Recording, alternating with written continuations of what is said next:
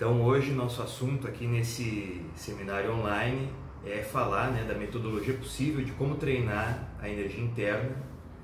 Esse termo Qi ficou muito popularizado aí nas últimas 2 décadas principalmente, especialmente por causa de aspectos aí do mundo da mídia, As gerações mais novas foram bombardeadas por uma série de videogames, animes, desenhos animados, programas que fizeram entrar em contato com essas terminologias japonesas ligadas à espiritualidade. Nem sempre da mesma maneira que a arte marcial, que as tradições trabalham com esses conceitos. Então hoje eu quero conversar com vocês um pouquinho o que é essa energia interna, quais são as metodologias possíveis para se treinar isso, quais são inclusive os cuidados, os exercícios que a gente deve ter. Para começar, quero me apresentar. Meu nome é Thiago Oviedo Froze, sou professor de Educação Física, tenho mestrado aí na área da Ciência do Movimento Humano, especialização em Psicologia Transpessoal. Como professor de Karatê, já tive praticamente todas as experiências possíveis dentro dessa arte marcial. Já fui dirigente esportivo, treinador, atleta de alto rendimento, repórter, pesquisador acadêmico, enfim. Não sei dizer se teve alguma coisa que não tive a oportunidade de experimentar, então toda essa vivência me ajudou a trazer os assuntos que hoje eu quero falar com vocês. Além da minha jornada no Karatê, eu também sou instrutor certificado do sistema de Qigong, Alquimia Interna e Tai Chi do mestre Mantak Chia, Universal Healing Tao. Então, também vou estar abordando aí esse conhecimento da medicina tradicional chinesa, das tradições orientais, com um olhar um pouco mais ampliado por essa outra experiência dentro das práticas de origem chinesa também. Então vamos lá.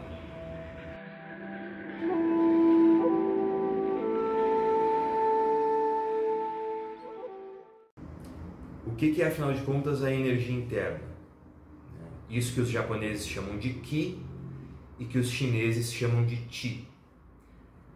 Literalmente, quando a gente ouve o oriental usando esse termo, e as artes marciais utilizam em uma série de processos essa denominação, a gente está falando dessa experiência que ela não é meramente física, e que ao mesmo tempo está muito relacionada com a nossa respiração. Então quando a gente olha, por exemplo, o ideograma da palavra Qi ou Qi, a gente vê que ele é formado por 3 partes. A primeira, quando a gente olha essa versão mais antiga do ideograma que está ali na linha de baixo, a gente vê que ele tem o caractere para arroz dentro de um recipiente e gerando um vapor.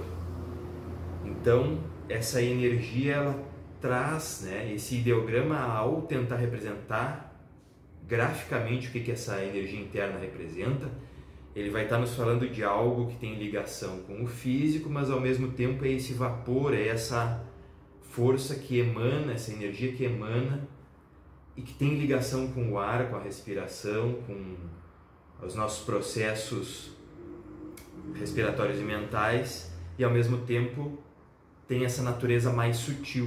Ela não é tão densa como a planta, como esse arroz. Ele é um movimento. Então a gente pensa sempre nesse movimento da nossa natureza mais sutil, mais mental, para a mais densa do corpo, O que faz, digamos assim, esse diálogo entre essas 2 naturezas nossas, esses extremos nossos, é o que os orientais chamavam de sopro, respiração, energia vital ou energia interna, e que os japoneses então empregam essa palavra para denominar isso, o Qi.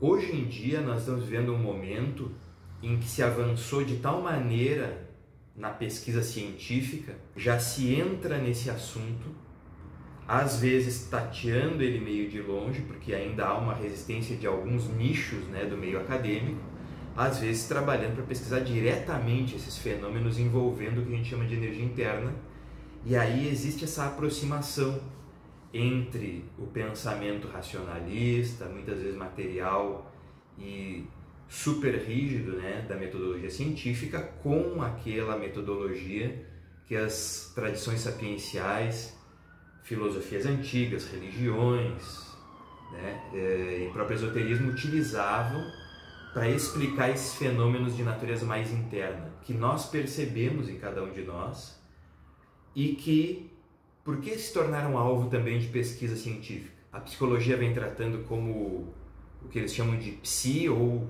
os campos, né, que influenciam o comportamento e as expressões internas, principalmente as emoções, e que não tem um fundo físico para essas expressões. E as tradições têm essas denominações várias, né, dependendo da cultura de onde a gente está falando. Na yoga indiana se fala de um jeito, nas artes marciais, nas práticas meditativas chinesas se fala de outro, e nas artes marciais do Japão a gente fala do Ki.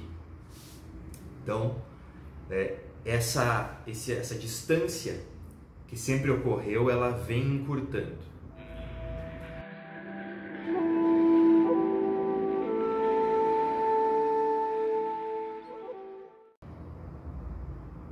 Para a gente dar um passo inicial no nosso estudo de o que afinal de contas é o Ki, como ele se manifesta em nós, é importante a gente entenda o básico do que eu vou chamar aqui de fisiologia, sutil. O entendimento então dessa fisiologia sutil, ou seja, desse funcionamento da energia em movimento no nosso organismo, no nosso corpo, ele passa pela identificação de algumas estruturas principais. As primeiras é o que a gente vai chamar de Tanden. Tanden literalmente significa campo de cultivo. São 3 zonas do nosso corpo, onde a energia interna ela pode ser cultivada, onde a gente faz determinados exercícios, entre aspas, armazena essa força interna ali, e aquilo nos faz bem ao invés de nos causar problema. Ou seja, dependendo de como a gente trabalha com as nossas forças internas, a gente pode trazer um benefício, fazer bem, ou trazer um problema, fazer mal, né? Então, pensem nessas 3 regiões e que elas são distintas, né? Cada uma delas é mais adequada para um determinado tipo de trabalho interno, mais ou menos como funcionam os nossos órgãos físicos mesmo, né? O nosso coração é uma grande bomba que ajuda o sangue a circular pelo corpo. Já os intestinos são aqueles órgãos que vão terminar de absorver os nutrientes que vêm lá do processo digestório e enviar esses nutrientes para a corrente sanguínea, ao mesmo tempo que vão ajudar na excreção. O coração não pode fazer essa absorção e excretar nada, assim como os intestinos não vão bombear sangue para o resto do corpo. Da mesma maneira, essas 3 zonas, esses 3 campos, eles também têm funções específicas. Então, exercícios diferentes vão trabalhar com questões diferentes para que esse trabalho interno realmente funcione, dê certo. Normalmente, a gente vai encontrar essa divisão de termos aqui que eu estou apresentando para vocês. O Tanden, o campo inferior, junto ao nosso centro de gravidade corporal, né, no baixo ventre, onde muitas práticas aí que a maioria de nós até já conheceu, né, já fez respiração, movendo a musculatura do baixo ventre, treinou sua arte marcial com o movimento iniciando nessa região, que os japoneses chamam de Seika Tanden, né, o campo de cultivo relacionado com Ka, os quadris, e Sei, a energia de essência. Então essa energia de essência, conforme se fala na medicina tradicional lá do Oriente, ela vai estar sendo armazenada e cultivada nessa zona do baixo ventre. O Ki, a energia vital, que está muito associada às nossas emoções, ele tem o seu espaço de cultivo nessa região do centro do peito, próximo ao nosso coração físico, mais ao centro, né? Então muito associado também à glândula timo e aos processos respiratórios. A gente percebe as várias qualidades dessa energia vital, dessa energia interna, exatamente pela expressão das nossas emoções. A gente consegue identificar qual é o tipo de energia interna que está circulando, aparecendo mais, que está em excesso em nós ou em falta, pela emoção que a gente está vivenciando. As emoções, elas têm tudo a ver com a qualidade, entre aspas, quantidade da energia interna que a gente tem. Então, com o tempo, também esse aprendizado, né, essa educação emocional, relacionando as emoções com os tipos, as qualidades da energia interna, é muito útil para nós, porque a gente entende o que está em equilíbrio e o que está em desequilíbrio. E encontrar esse equilíbrio é muito importante para que as técnicas que usam a energia interna funcionem. Por fim, a gente tem uma região dessas também na nossa cabeça, que é o Tanden superior, Kami Tanden, onde se explica que a energia mais espiritual ou mental tem o seu lugar. Então, quando a gente trabalha as técnicas corporais, a gente vai ver que há uma maneira de ativar essas técnicas, onde a gente trabalha mais com a força de essência. Há uma outra forma, né, de trabalhar os exercícios internos, em que a gente trabalha com essas qualidades da energia emocional, portanto com o Ki. E há outros trabalhos mais profundos e meditativos, onde a gente vai trabalhar com o Shin. Em alguns textos tradicionais, a gente encontra essa separação, Shin, Ki e Sei. Em outros, a gente vai encontrar apenas a denominação Ki como energia interna, que generaliza essas três diferentes forças.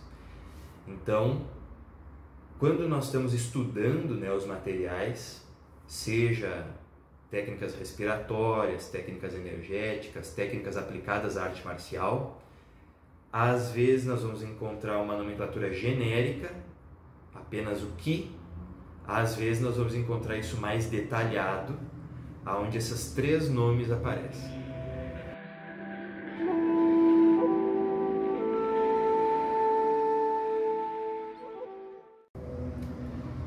Outra parte importante da fisiologia sutil, como a gente está chamando aqui, são os canais que conectam regiões do nosso corpo ou conectam os órgãos internos. Os nossos órgãos internos, diferente do que a medicina alopática, essa medicina ocidental estuda e trabalha, eles não trabalham tão separados uns dos outros, né?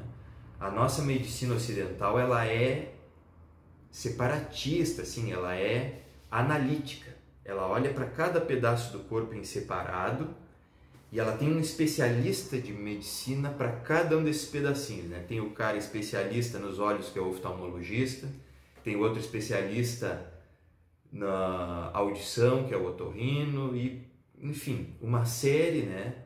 Outro especialista só no coração, que é o cardiologista. Tem uma série de áreas profissionais, inclusive, baseadas nessa visão analítica. A medicina oriental, ela é holística, ela olha para o corpo todo, e a arte marcial também. As técnicas aplicadas à arte marcial, elas sempre veem o corpo como um todo.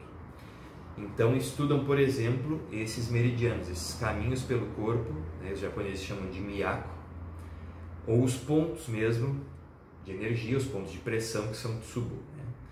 Então existem as técnicas para fortalecimento desses caminhos e defesa, as técnicas para explorar esses caminhos para amplificar os danos, né, no adversário, ou mesmo para paralisar, enfim, uma série de princípios.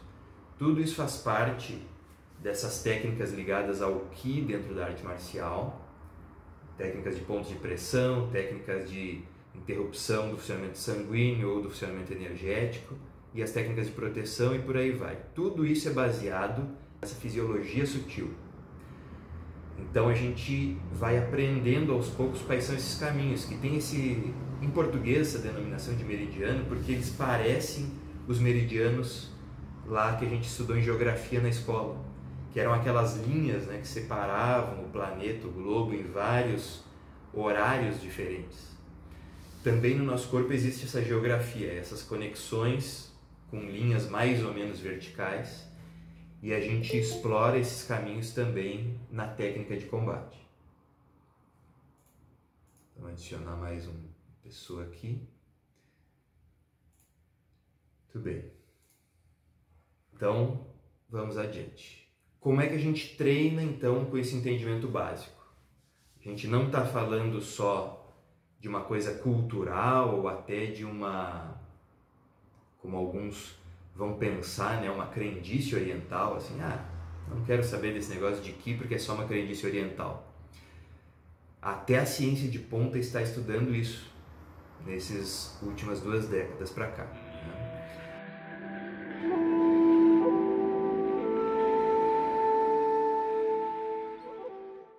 A gente sabe que as nossas experiências internas não podem ser só explicadas pela visão do nosso organismo como uma grande máquina feita de matéria. Tem algo mais animando aquilo ali.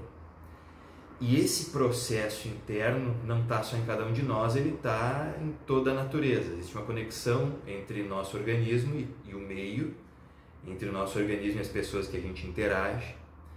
E essa interação é parte da arte marcial.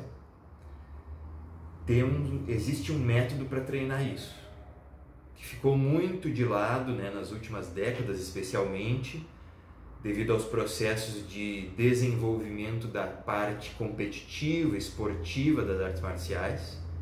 Se parou de treinar uma série de conteúdos tradicionais para se focar no treinamento para competição esportiva, mas há séculos e às vezes há milênios esses conhecimentos existem em cada um dos estilos. Então, como é que a gente faz para treinar isso? Ou reaprender, né? Se reconectar com esse conhecimento?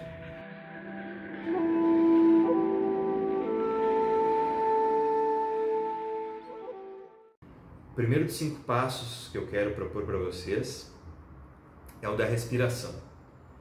Não tem jeito de nós sentirmos, percebermos e utilizarmos a energia interna se a gente não corrigir e melhorar os processos respiratórios. Então, para isso, existe uma série de práticas. Eu vou convidar vocês para que a gente faça uma dessas práticas juntos agora. Tá? Então, sentem bem na ponta da cadeira onde vocês estão. Se vocês estão de pé prontos para treinar, podem ficar também de pé, só afastem um pouquinho mais um pé do outro. E a primeira coisa que a gente vai fazer é permitir que a respiração seja aprofundada. Então a primeira coisa, na verdade, é corrigir a postura. Sintam que vocês têm o topo da cabeça puxado para cima, de maneira que as vértebras da coluna vertebral se afastam. Tá? A gente vai sentir que cria um espaço maior entre as vértebras. Puxando o queixo um pouco para dentro, né? Quem estudou lá os livros do mestre Nakayama lembra que em todas as fotos ele está sempre muito bem posicionado, com o queixo bem para dentro e a nuca bem aberta, né? Esse princípio quase não se fala, é o princípio básico, a gente deveria treinar sempre nessa posição, né? Que ronca, tá? Todas as práticas. Então primeiro a gente se ajusta. Com a coluna bem alinhada, toda a sola do pé no chão, para sentir que está bem apoiado. Vamos fazer um treinamento da respiração, buscando essa tranquilidade e equilibrar as 2 fases, né? Fase de inspiração, a gente absorve como se fosse das polaridades que a simbologia oriental nos traz do Yin, né? Absorver, trazer para dentro, fazer com que essa fase da respiração seja igual à expiração, a fase de expandir, levar para fora, Yo. Né? Então, vamos lá, puxando bem o ar pelo nariz e soltando pelo nariz.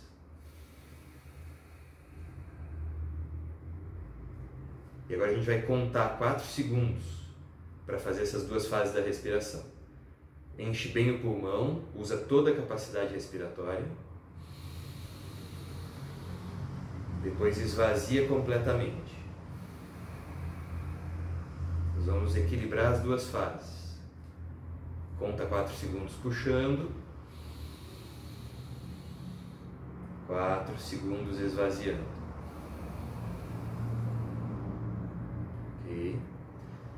E esse é um exercício que, inclusive, como meditação, vocês podem repetir por um tempo maior. Nós não vamos ficar muito tempo nisso, para não nos perdermos, né? Eu vi agora, Walter, deixa eu te usar como exemplo aqui de uma explicação. O Walter foi se concentrar e deixou a cabeça pender um pouco para trás, né?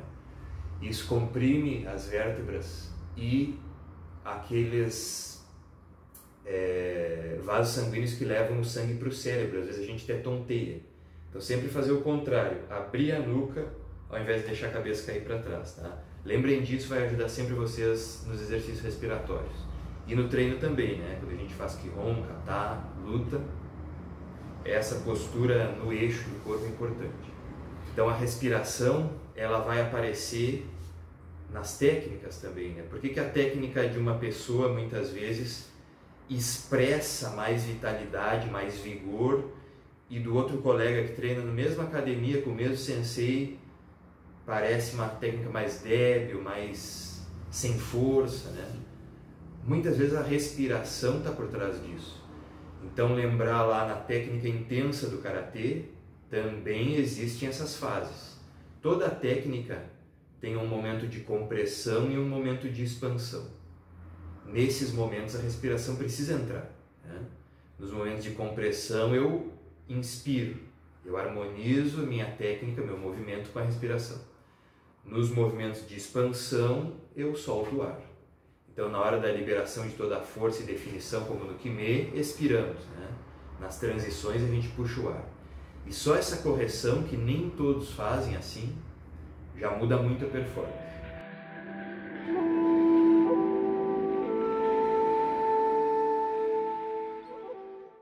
O segundo passo é o que a gente chama de força em espiral. Pessoal, esse gráfico que eu estou mostrando para vocês é um gráfico muito antigo, né? E ele explica como o nosso corpo todo ele tem uma interconexão. Então, quando a gente estuda no Karatê as técnicas de quadril, né, a gente ouve sempre aquela explicação assim: ah, Karatê é quadril, tudo vem do quadril, tem que movimentar o quadril para fazer a técnica corretamente. Ou então também muitos de nós passou pela seguinte situação, né? Sabe que esse discurso existe, mas ao mesmo tempo não aprendeu isto e conviveu com um grupo onde essa explicação ela recebia uma resistência, ou seja, isso aí não existe porque, já que ninguém ensina, é só um jeito dos japoneses nos controlarem e ficar dizendo que a técnica deles é certa e a nossa é errada. Na verdade, isso foi um problema historicamente colocado mesmo para nós. Durante muito tempo, os professores antigos não ensinaram esses fundamentos e aí a maioria de nós não aprendeu completamente. Acabou que em muitos grupos esse tipo de entendimento, esse detalhe que é tão fundamental na arte marcial se perdeu. Mas a técnica de quadril do Karatê, ela vem dessa teoria que eu estou mostrando esse gráfico agora para vocês, que o nosso corpo ele tem interconexões entre todas as articulações. Essas interconexões vêm a partir do nosso eixo central, onde estão aqueles 3 tanden, aqueles 3 centros de cultivo que a gente falou no início. E é graças a essa interconexão que as técnicas têm a sua máxima potencialidade. Então, a técnica pode amplificar a força de ataque, pode amplificar a força das defesas e amplificar a força dos puxões. Tá? No mínimo, essas 3 aplicações existem usando isso que a gente chama de força de espiral. Esse é um fundamento muito antigo que não surgiu nem no que hoje a gente chama de Okinawa e nem no Japão, né? Ele veio de um período anterior lá na China, mas ele sobrevive dentro do Karatê com as técnicas de quadril principalmente e essa ideia de interconexão de todo o corpo. Então, quando a gente faz os exercícios básicos, na verdade a gente está treinando sem saber que e está treinando esse fundamento. Então, agora eu vou explicar para vocês como vocês podem usar um exercício bem simples para sentir isso, tá? Se vocês têm um parceiro aí com vocês podem fazer agora ou podem deixar para fazer depois na aula, no treinamento de Karatê de vocês ou quando encontrarem algum parceiro de treino, alguém que possa ajudar. O exercício básico, ele é feito assim. Aqueles que podem, fiquem de pé, se coloquem numa base, não precisa ser a base mais alongada agora.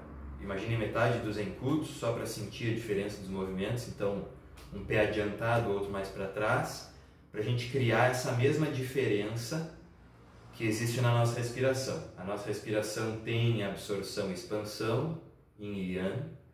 A base também, né? Mais peso, menos peso. Então a gente vai fazer o seguinte. Técnica básica, técnica principal de quadril, Koshi Kaiten. Sem mover o quadril da perna da frente, afundar o quadril de trás. Isso nos leva para a posição lateralizada.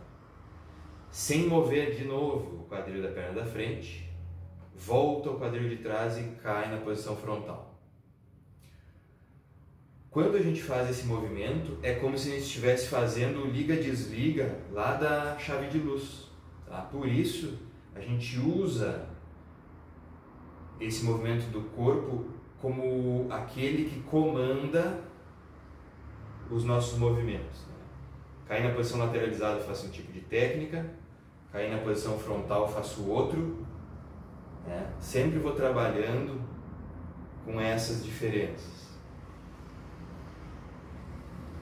Tudo isso, na verdade, tem um porquê e uma conexão com esse fundamento da força em espiral. Como é que vocês testam com alguém que estiver junto? Se vocês têm alguém auxiliando aí, vocês agora podem fazer.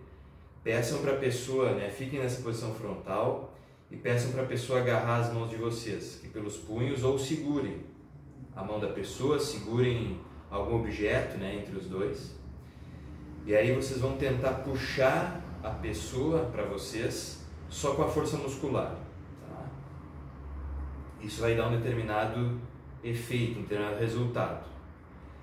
Mas depois, para além dessa força muscular, usar para ajudar a puxar o movimento que a gente acabou de ensaiar. Puxar o quadril da perna de trás. Essa mão que fica do mesmo lado desse quadril que afundou, ela ganha muita força para puxar. A gente chama de força de fechar. Aí tem toda uma teoria e vários nomes dessas mudanças da força interna. Ao passo que isso é muito mais intenso do que eu só puxar meu braço. Mas essa força que aumenta, e aí vocês depois testem para sentir essa diferença, esse aumento ele tem uma relação direta com essas interconexões do nosso corpo, que não acontecem meramente pelo sistema músculo-esquelético. Se a gente observar a anatomia só, não tem uma explicação muito clara de por que esse tipo de coisa que eu acabei de mostrar para vocês dá certo. Mesmo quando a gente assim, relaciona com o sistema de fáscias, né, o sistema de tecido conjuntivo que tem bandas maiores pelo corpo, mesmo assim essa geração de força não fica plenamente explicada. E isso tem a ver com essas interconexões daquele gráfico que eu mostrei para vocês antes. Então existem muitos exercícios para ajudar a, digamos assim, ativar esses mecanismos internos. Eles aumentam a força. Aumenta a força que o corpo emite para fora, aumenta a força de absorver, de puxar. Né? Então está muito relacionado com a respiração, mas principalmente com esse movimento interno, essa coisa que é quase simbólica, né? Da expansão e da compressão. Tá? Que está nos nossos movimentos, está na interação do corpo e está na respiração. Tudo isso é muito interligado. Então depois, pelo menos pelo que eu estou vendo aqui, ninguém tem outra pessoa para auxiliar, né? Mas quando vocês estiverem aí com alguém junto, testem isso, é muito interessante. E aí, esse é o primeiro, né, de muitos exercícios. Mas ele já nos mostra por que, por exemplo, no Karatê, existe sempre esse trabalho de braços simultâneos conectado ao movimento do centro do corpo e criando essa diferença. Um dos nossos braços faz expansão de movimento, o outro faz recolhimento. Né? Aquilo ali tem um uso direto na luta. Todos esses movimentos têm aplicações de combate e são baseados nesse mecanismo de aumento da força através das conexões internas do Ki e da respiração.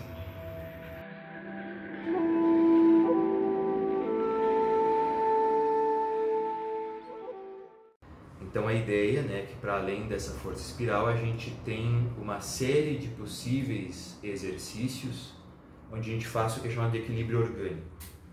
Se a gente fizer o nosso organismo funcionar melhor, respirando melhor, se exercitando adequadamente, meditando, fazendo trabalho aeróbico, fazendo exercícios energéticos e integrando esses vários aspectos do ser no nosso karatê, a gente vai conseguir também que o nosso corpo nos demonstre que esse trabalho está acontecendo. Se a gente fizer o trabalho correto, o corpo funciona melhor. Os órgãos internos, principalmente, nos mostram que o trabalho está acontecendo porque eles ficam mais saudáveis e fica óbvio isso, especialmente se a gente examina esse funcionamento através dos conceitos da medicina oriental. Ou seja, existe uma conexão entre o comportamento, as emoções e a fisiologia. Se determinados órgãos estão saudáveis, determinadas emoções nossas ficam harmonizadas, determinados comportamentos nossos se equilibram. Então a gente percebe que há uma ligação direta com os nossos estados mentais, por exemplo. Se o meu corpo estiver funcionando bem, eu vou me sentir um pouco mais seguro, um pouco mais forte, um pouco mais tranquilo. Tem uma série de mudanças comportamentais e emocionais que acompanham o fortalecimento do organismo. Porque, na verdade, nós vamos entender aqui que são uma coisa só.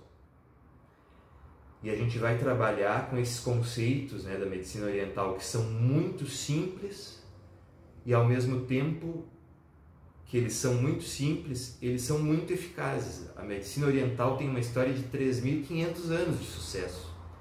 Perto dessa medicina deles, a nossa, que é uma criança de uns 300 anos, não chegou em uma série de entendimentos ainda. Então, a gente vai usando, claro, sempre esse olhar criterioso, científico. Não vamos também entrar em nenhuma abordagem esotérica demais no nosso treinamento, que esse nunca vai ser o objetivo da arte marcial, né? O objetivo da arte marcial sempre é racionalizado, mas há uma série de coisas desse conhecimento da medicina oriental que nos beneficiam para o combate. Então, mesmo dentro de uma abordagem racional, é interessante usar isso. Se a gente deixasse uma ferramenta assim de lado, não seria, né, uma resposta obviamente racional. Então, existe uma série de coisas que a gente pode fazer. Exercícios respiratórios, como a gente fez antes, são uma prática básica, mas também mudanças em algumas questões alimentares, outras práticas de exercício, meditações, uma série de coisas, e principalmente essa educação emocional, onde a gente entende por que está sentindo determinadas coisas e qual é a relação psicossomática daquilo. Ou seja, por que aquele sujeito que tem ataque do coração está sempre irritado? É um cara aversivo. E qual é a relação dessas duas coisas? Por que essa pessoa tem esse tipo de problema de saúde, né? O cara que é muito irritado, muito brigão, ele acaba desenvolvendo ao longo da sua vida um problema cardiovascular. Essas coisas são conhecidas pela medicina oriental, então quando a gente trabalha essa questão do equilíbrio orgânico, né? Se entender melhor e fazer o nosso corpo funcionar adequadamente, a gente vai desbravando esse tipo de entendimento. Então, quando a gente estuda essa parte, na verdade a gente vai se dando conta de uma série de coisas que os mestres antigos faziam, né? Por exemplo, antigamente quando se treinava com a Makiwara, aqueles que treinavam com esse olhar do autocuidado usavam uma série de infusões, de líquidos, né, medicinais, que eles passavam na mão e a mão não ficava com aquela pele escamando, né? que é característica de quem treina forte, mas não faz o cuidado. Então existia para aqueles mestres mais antigos essa relação direta, treinamento intenso com o conhecimento do equilíbrio orgânico. Então, como é que a gente entende de novo essas coisas e retoma na nossa arte esse conhecimento e cria de novo, né, esse costume e retoma essas ferramentas para fazer o treinamento completo, não apenas uma parte do treinamento. Isso faz parte do entendimento de como o organismo funciona e desse estudo do equilíbrio orgânico, que vai fazer parte importante da metodologia completa de treinamento do Ki.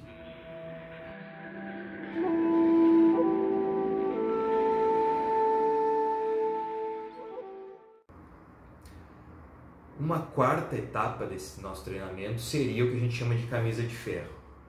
Camisa de ferro é uma técnica muito antiga que ela utiliza a energia interna para amplificar a capacidade de defesa do organismo. Então, existe uma série de práticas, né, para que esse controle interno aconteça. Ela tem muita conexão com o desenvolvimento dessa força interna da região do hara, do abdômen, onde fica o tanden. Então, os samurais chamavam isso de harage, né? A metodologia de controle do hara, da respiração abdominal, da energia interna que vem do abdômen. Em outras artes marciais, como o Aikido, existem vários treinamentos e testes para ver se essa energia está atuando no corpo. E, na verdade, quando a gente treina corretamente, usando os princípios do Karatê, se a gente tem esse treinamento também, ele aparece na mesma hora na nossa técnica. E aí a gente pode, inclusive, testar durante a prática se os nossos movimentos, inclusive, estão corretos ou não. Aquele que consegue fazer a técnica, mas não consegue usar esse fundamento, ele, ao ser testado, não consegue manter a posição do exercício. Por exemplo, como está aqui nessas figuras assim, a gente faz o exercício, faz a conexão do tanden, da região abdominal, com essas várias linhas de força do corpo que a gente viu antes, e aí alguém vem nos testar, nos empurra, bate no nosso corpo para ver se a posição se sustenta ou se ela afrouxa. Antigamente chegava a existir essas demonstrações, inclusive, né? Onde alguém quebrava um bastão de madeira, uma vara, assim, no corpo de quem estava praticando essa técnica. Então, na verdade, a gente trabalha, né? Essa é uma técnica mais complexa, tem que passar pelas outras primeiro para chegar nisso. Só que depois, o dia a dia do treinamento inclui esse fundamento. Então, eu vou fazer um Gedambarai e alguém pode me testar e ver se eu realmente desenvolvi essa conexão e essa força interna. Se eu receber o impacto de um golpe lá na minha técnica e eu me mover, não estão feitas as conexões.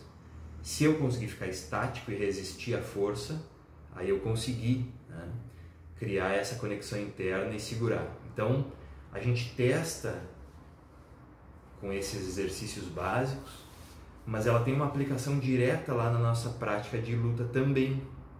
Ou seja, eu vou usar o meu kata e o kihon como exercícios para refinar o movimento, mas não só para refinar o movimento, para refinar também essas conexões. E aí, se essa conexão está feita, ela amplifica a minha capacidade de ataque e de proteção durante a luta.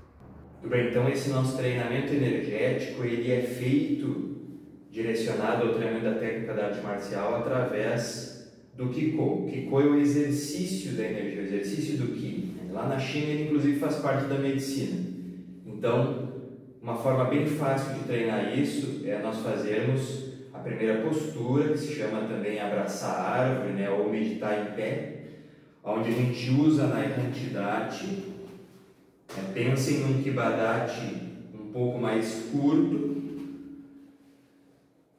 com a coluna bem colocada, e aí os joelhos um pouco para fora, a gente sente que a base encaixou e firmou.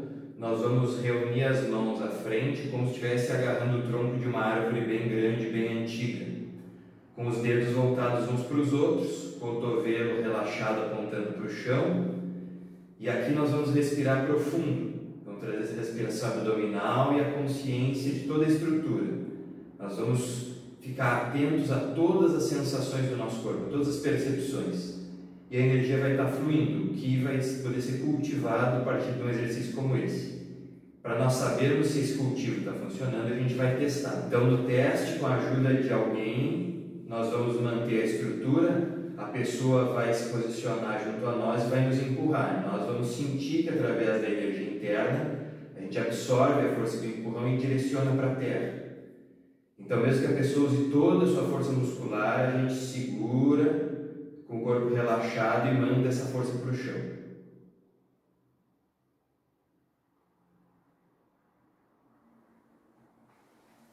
Esse mesmo tipo de fundamento, onde a gente não treina só o movimento, mas treina também a energia do movimento, como o Sensei Asai dizia, ele deve ser feito posteriormente em todas as técnicas do Karatê. Então, se nós usamos, por exemplo, as defesas básicas, né, utilizamos lá o nosso Gedan Barai, mesmo que a gente já tenha o domínio dessa energia interna, se a gente usa a técnica de maneira inadequada, né, fora do padrão, por exemplo, com a técnica de quadril equivocada, mesmo que a gente faça tensão muscular e se concentre na respiração, dificilmente ela vai funcionar. Ou seja, nessa posição onde a força da minha defesa estaria indo para a lateral, se eu for testado por alguém, dificilmente consigo manter a estrutura. Mesmo que eu use toda a contração muscular, fica muito difícil. Então a gente vai fazer as correções, né? Posição quadril errami, corpo relaxado, afundado, respiração profunda, mesma sensação da circulação energética que nós trabalhamos lá no exercício anterior, e sentimos a conexão de todo o corpo através da técnica agora dentro do padrão e com essa substância, com esse fluxo energético corrigido. Então a gente vai testar de novo.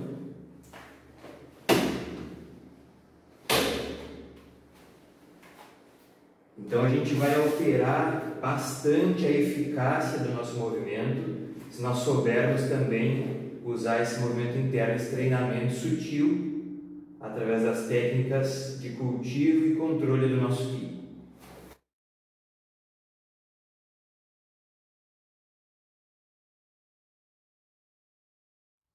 Então por isso é tão importante esse tipo de exercício, né? E esse tipo de exercício ele começa também, como a gente falou lá no início, com a prática respiratória. Vou convidar vocês, quem pode, né, sentar na ponta da sua cadeira, fazer como fez antes, endireitar bem a coluna. A gente vai fazer um exercício que é chamado de respiração embriônica, tá? É a primeira parte de todo esse treinamento. Então a sola do pé está no chão, a coluna está bem endireitada, o queixo para dentro, ombros bem relaxados, como se estivesse deixando o ombro cair. E aí a gente vai fazer 2 respirações bem profundas, tipo que a gente fez antes. E depois a gente vai, ao soltar todo o ar, vai trancar o nariz com o dedo médio e o polegar, tá? A gente vai fechar assim. Então a gente vai estar sem ar nenhum e vai trancar o nariz. Quando o nariz estiver trancado, sem ar lá nos pulmões, a gente vai fazer como se estivesse respirando.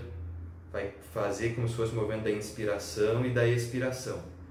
E isso vai fazer com que se crie uma sucção interna.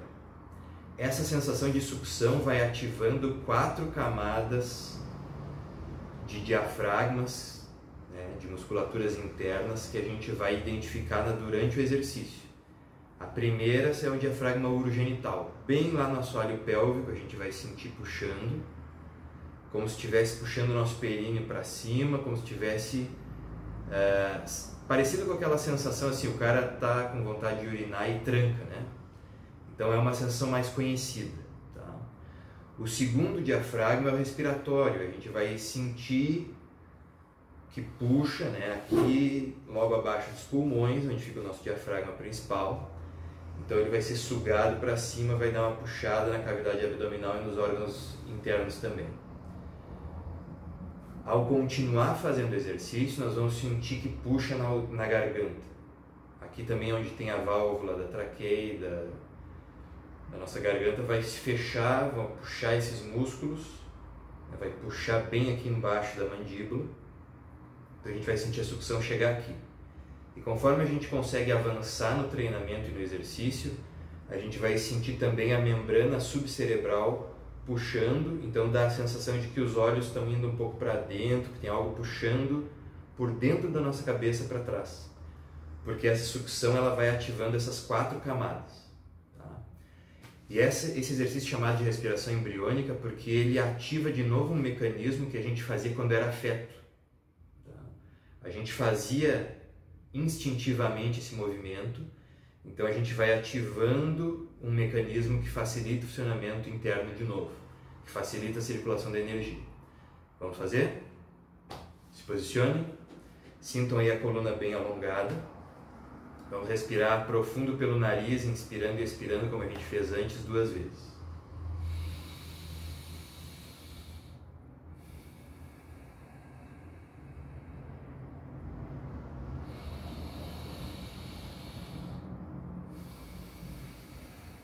Esvazia bem os pulmões, tenta tirar todo o ar até o ar residual, tampa a narina, trabalha com a sucção, vai sustentando a sucção até quando der.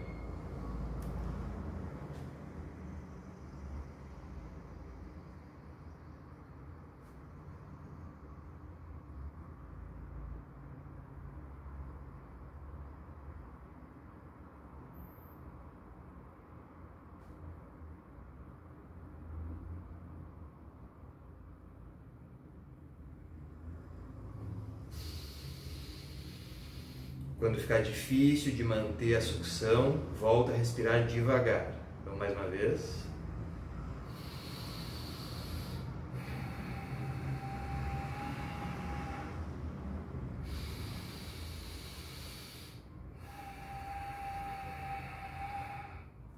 Esvazia bem, trancou. Trabalha com as camadas de diafragma.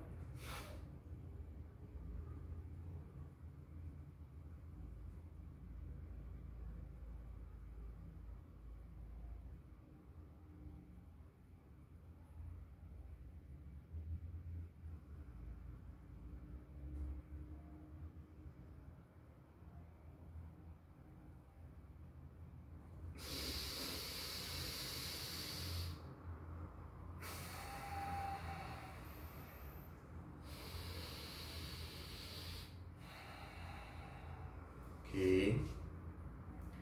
Às vezes a gente sente temperatura aumentando, um pouco de sensação eletrificada pelo corpo, né? Cada um tem um pouco, às vezes sua, essa respiração intensa.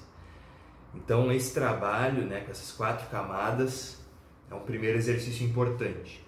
A gente tem uma série de capacidades do sistema respiratório e energético que a gente não exercita, né?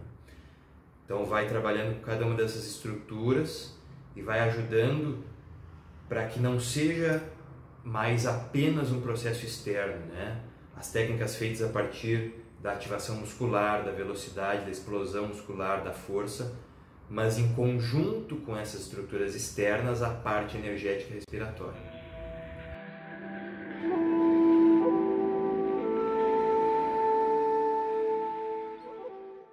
Depois, quando a gente vai se aprofundando nesse método, a gente vai também entrar, né, nas técnicas meditativas, porque há uma série de questões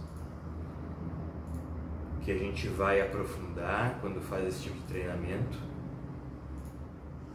que na verdade dependem também da gente ampliar algumas capacidades cognitivas, de consciência, enfim, das nossas funções internas para que se intensifique esse treinamento e para que o efeito dessa força interna aparecendo na nossa técnica, na nossa prática, seja amplificado. Então, alguns tipos de meditação nos ajudam muito nisso, né? Aquele processo de meditação da tranquilidade que vem, não necessariamente a gente vai conectar, claro, quando a gente treina a qualquer religião isso, né? Mas técnicas que vêm do budismo, do taoísmo, das tradições que naturalmente já faziam, inclusive, parte do treinamento da arte marcial. Algumas artes marciais são mais influenciadas por uma tradição, outras artes marciais são mais influenciadas por outras, e práticas dessas tradições eventualmente fizeram, né, ao longo do tempo e ao longo da história, parte do currículo, do método de treinamento dessas artes. E como a gente comentou sobre o treinamento da parte energética, as meditações também, na maioria das vezes, foram sendo excluídas dos treinamentos. Ao passo que a prática mais simples, né, o Mokuso, dentro do Karatê, meditar em silêncio, literalmente, Mokuso, né, que é dar um minutinho no início, no final do treinamento, para centrar sua consciência, às vezes nem aquilo se faz, né, porque as pessoas são muito ansiosas, então fica difícil no próprio dojo às vezes fazer, mas muitas vezes porque o instrutor não conhece o método ou nem aprendeu, né, né? Ou não gosta, enfim, tem uma série de coisas que podem levar as pessoas a se afastarem das técnicas meditativas, mas uma série delas são muito úteis para amplificar o efeito desses processos que a gente estava comentando antes, da força espiral e da camisa de ferro principalmente. E nem se fala do equilíbrio orgânico, né? O equilíbrio orgânico talvez o principal. Pessoal, então, o que eu queria comentar com vocês aí da metodologia é isso. Eu queria abrir agora, antes de explicar para vocês um outro passo possível aí, né, de um curso que nós estamos preparando para acontecer em março, onde a gente vai ter 5 encontros e vai passar por 5 dias, né, na verdade 5 noites, onde vai explicar vários exercícios desses, disponibilizar material didático, enfim, para que depois cada um se aperfeiçoe nessas técnicas.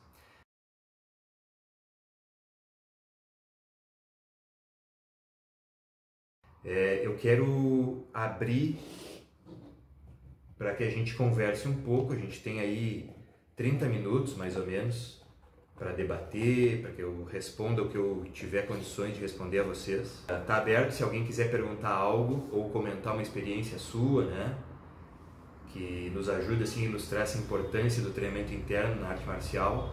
É bem-vindo nesse momento. Abra o microfone e pode fazer uso da palavra. Sim, Robson.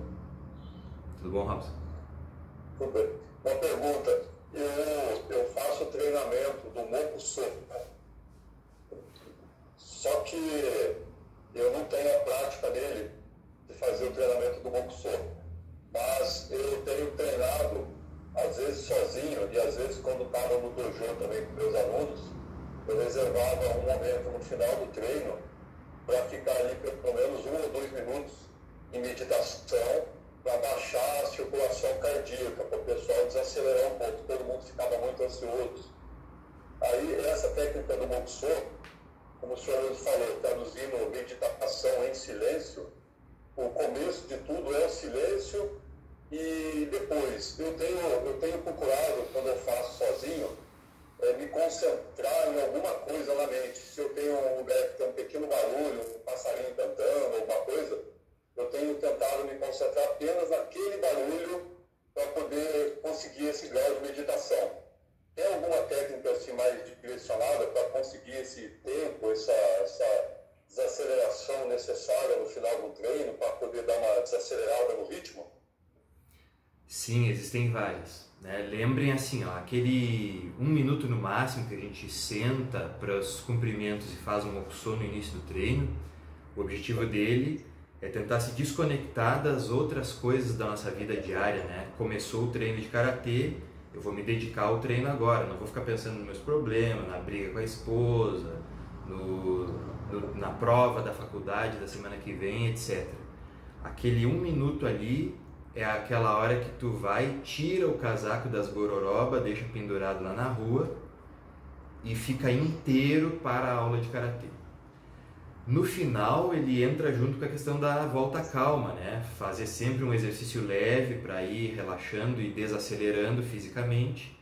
Vai para o ritual final de cumprimentos, faz mais 1 minutinho de meditação em silêncio ali, para exatamente completar esse processo de volta calma e de tranquilidade, né? Sair mais equilibrado do treino. Como tu falasse, às vezes o treino é intenso e o pessoal sai assim meio ansioso, meio agitado, então a meditação final ela ajuda nisso. Agora existem várias outras meditações onde a gente usa um objeto para se focar. Por exemplo, olhar para uma vela enquanto medita, né? Anjo Dazaho e outras metodologias. O Mokusô não usa esse tipo de coisa, então tem essa confusão às vezes. Vamos fazer zazen, meditação sentado um tempão lá na aula de karatê. Isso não é parte do karatê, né? Nenhuma metodologia específica é parte do karatê, o que não quer dizer que a gente não possa aprender as ferramentas e usá-las para nosso próprio aperfeiçoamento. Muitas vezes o grande problema é quando isso vira uma rotina na aula, né? E aí a gente não tem tempo só para isso, acaba prejudicando as outras coisas.